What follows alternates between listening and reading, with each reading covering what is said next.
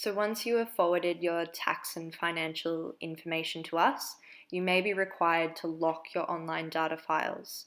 We will notify you when and if this needs to occur, but if we do send you an email or a letter informing you that you need to lock your data files, it's very important that you do so. The purpose of locking your data files is to prevent further changes being made after you've submitted work to us. Only some files are required to be locked from your end, or the client end. These include data files on MYOB and certain files on Xero. Some Xero files can be locked by us on your behalf, and if that's the case, we'll let you know.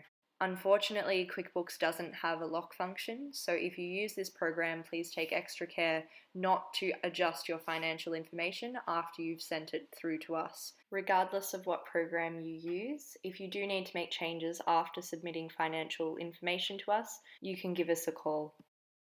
This is how you can lock your Xero files if you've been instructed to do so.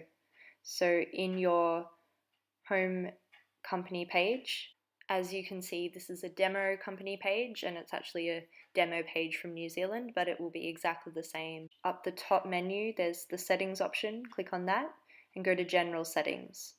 Under there, you'll see the Financial Settings option.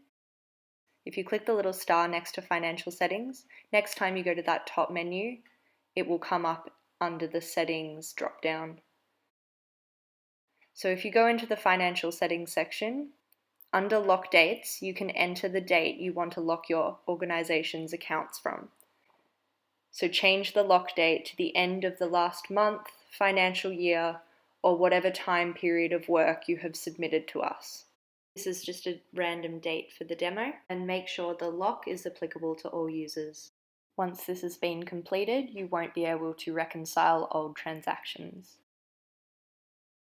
So the way you need to lock your MYOB data files, if you have been instructed to do so, go to the Setup menu at the top and choose Preferences, and the Preference window will appear. Click on the Security tab and make sure that the Lock Periods option has been ticked.